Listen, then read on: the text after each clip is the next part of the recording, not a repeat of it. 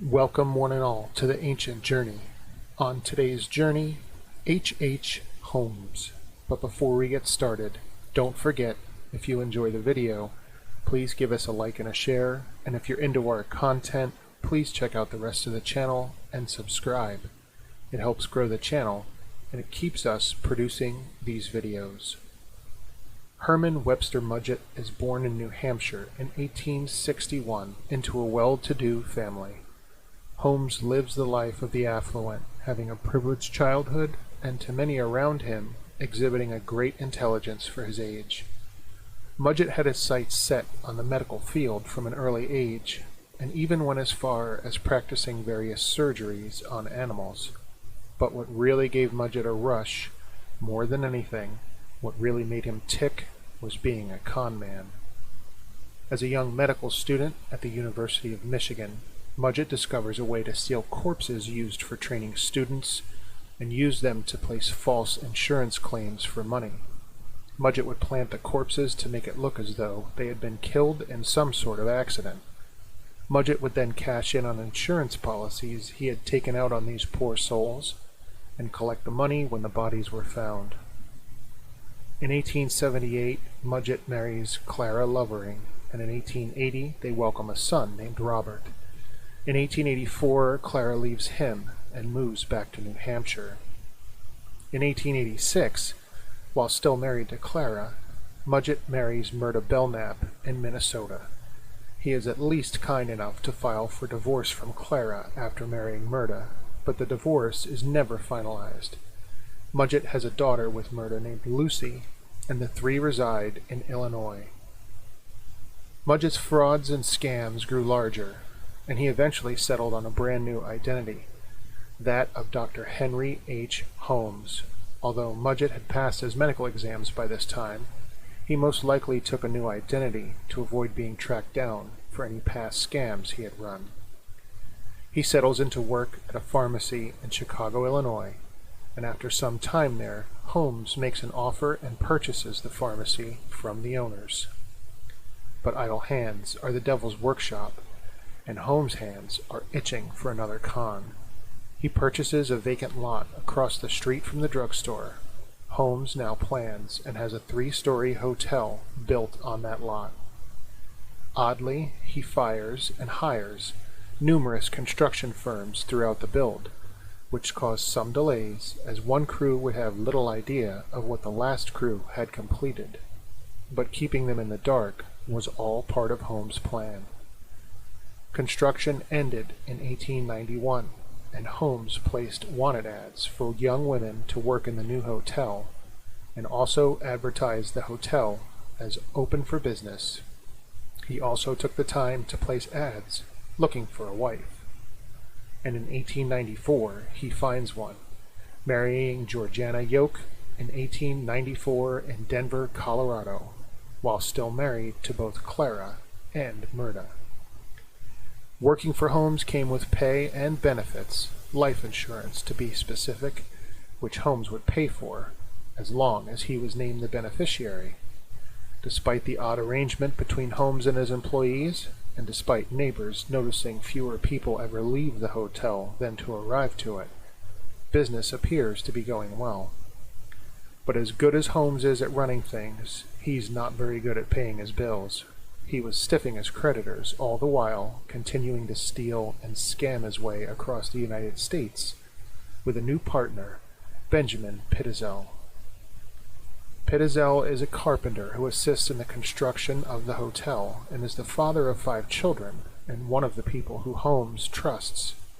The two form a bond, and at some point Pittezel becomes a partner in crime for Holmes, committing insurance scams and stealing everything that isn't nailed down across the United States.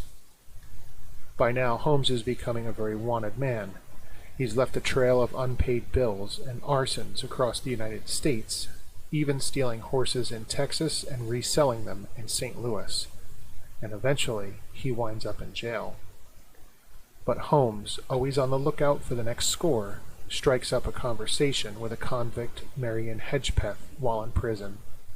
The two discuss an elaborate insurance scam, where Holmes would take out a policy on himself and fake his death. Hedgepeth would receive $500 from this scam, but never collected, as Holmes saw a way to make the scam even easier once he got out. Holmes includes Pitzel in the scam, and the two go about creating a false identity for Pitzel, who will become an inventor named B.F. Perry. The plan is for Perry to be killed or disfigured in a laboratory explosion. Holmes was to find a cadaver to use in place of Pitzel, but why use a fake when you can use the real thing? Pitzel is murdered by Holmes, who knocks him out and sets him on fire. But Hedgepeth, upset at not collecting his $500, alerts police to the scam, and they begin to try to track down Holmes. There has been a $10,000 swindle worked upon Fidelity Insurance Company, Hedgepeth writes to St. Louis Police Chief Harrigan. When H. Holmes was here some months ago, he told me he had a scheme to make $10,000 and needed a lawyer who could be trusted. He told me he'd give me $500 for introducing him to such a lawyer. He told me he had B.F. Pitzel's life insured for $10,000, and that Pitzel and he were going to work the insurance company for that sum. In a few days, Howe, the lawyer, came to me and told me that Holmes had introduced himself on my recommendation, and that Holmes had laid the whole plot open before him. I was to get $500 if it worked. It is hardly worthwhile to say I never got the $500 Holmes held out to me for introducing him to Howe. Holmes is on the run by this point. He convinces Pitzel's wife, Carrie, to allow the Pitzel children to travel with him. He then keeps his wife away from the children for months, telling the mother, Carrie, that they are in London. But strangely, he would only ever keep the family a few blocks away from each other. Holmes and his odd new family make a run through Canada and the Midwest, carry Pitzel unknowingly and tragically always only a few blocks from her children. But Holmes eventually murders the children. In Toronto, he places the female children into a trunk, drills a hole in the lid, and kills them with a toxic gas. He later kills the Pitzel boy in Indianapolis. The bodies of the children are found in the Holmes residence in Toronto and Indianapolis. In 1894, the Pinkerton Detective Agency has caught up with Holmes for the horse theft from Texas, and all of Holmes' frauds and crimes begin to be exposed, and police in Pennsylvania want to discuss the Pitzel murder and fraud. He is jailed again, and this time, Holmes is not going to get out. Following the discovery of the Pitzel children, police began investigating the hotel in Chicago that Holmes had built, and the construction of the hotel was unique, to say the least. The first floor of the hotel consisted of storefronts and shops. The third floor consisted of apartments.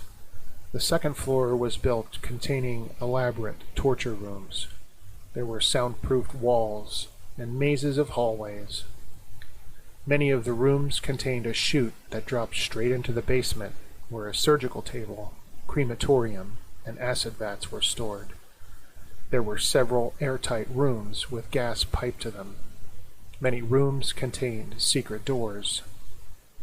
Holmes would murder guests and employees of the hotel, slide the bodies down the chute, and then would begin the process of cleaning flesh from bone, selling organs and skeletons of his victims on the black market, and burning or dissolving whatever was left. Holmes' victims began to be described by piecing together a picture of all of the guests and employees, and the missing puzzle pieces told a frightening story. Holmes' mistress Julia and her daughter Pearl disappeared in 1891. Another mistress, Emmeline Segran, disappeared in 1892.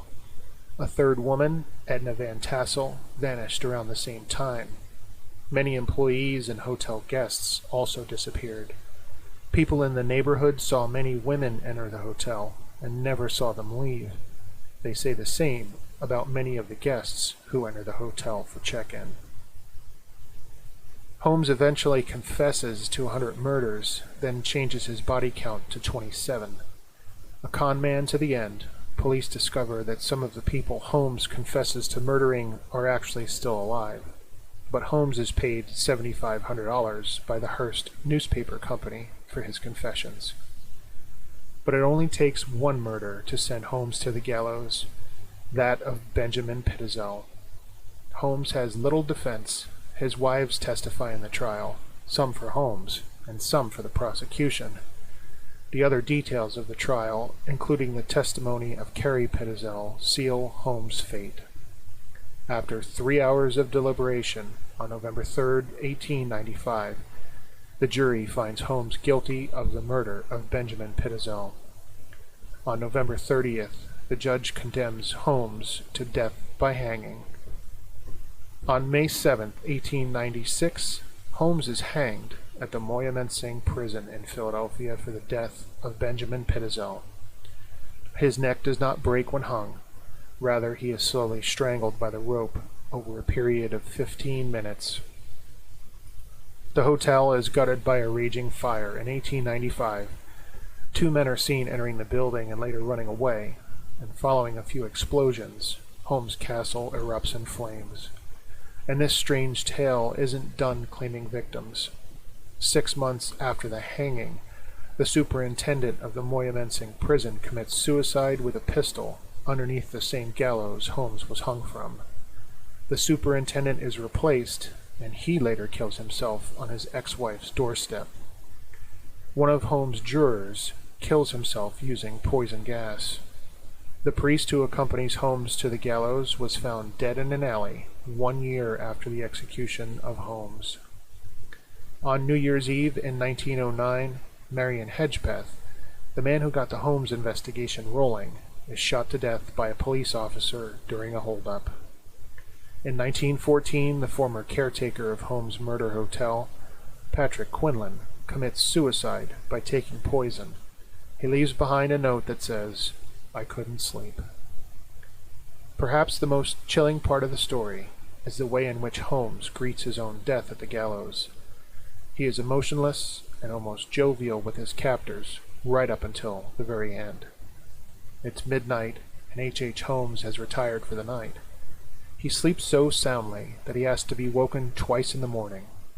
He greets his jailer, named John, with a loud good morning. John asks Holmes if he's nervous. "Not a bit," he replied. Father P.J. Daly arrives shortly after. Holmes greets the clergyman politely, but has no show of emotion. Holmes and the priest remain in the room for nearly 2 hours. Soon, Holmes' lawyer joins them. He has some final matters to attend to with Holmes. Breakfast is served: eggs, toast, and coffee.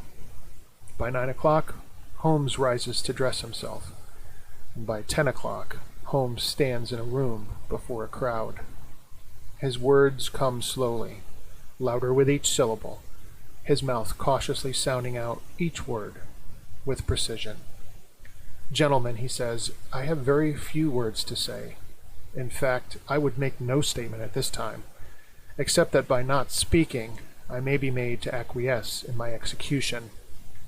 I only want to say that the extent of my wrongdoings in the taking of human life consisted in the death of 2 women, they having died at my hands as the result of criminal operations. I wish to state also, however, so that there will be no misunderstanding hereafter, that I am not guilty of taking the lives of any of the Pitzel family, the 3 children or the father, Benjamin F. Pitzel, of whose death I am now convicted, and for which I am today to be hanged. That is all." As the official prepares Holmes for what would come next, Holmes turns, and with clear eyes and voice, told the official to settle his nerves as he affixed the rope around Holmes' neck. "Take your time. Don't bungle it," Holmes said.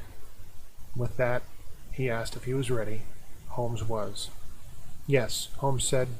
"Goodbye." In 2017, allegations surfaced that Holmes had not actually been the person executed, and his body was faked with another cadaver. His body is exhumed for testing to prove it was actually Holmes. But when Holmes' body was dug up, it was found not to have decomposed at a normal rate. His clothes and his mustache were actually quite preserved. But in the final irony, there in the autopsy room, all of Holmes' bones are laid out on a table for identification. It would have looked very much like a table that Holmes would have worked at himself in the bowels of his hotel, carefully arranging and rearranging bones to form a complete skeleton. The bones on this table are identified as belonging to Holmes, and his corpse is reburied and the case closed. Thanks for watching, and thanks for sharing the journey.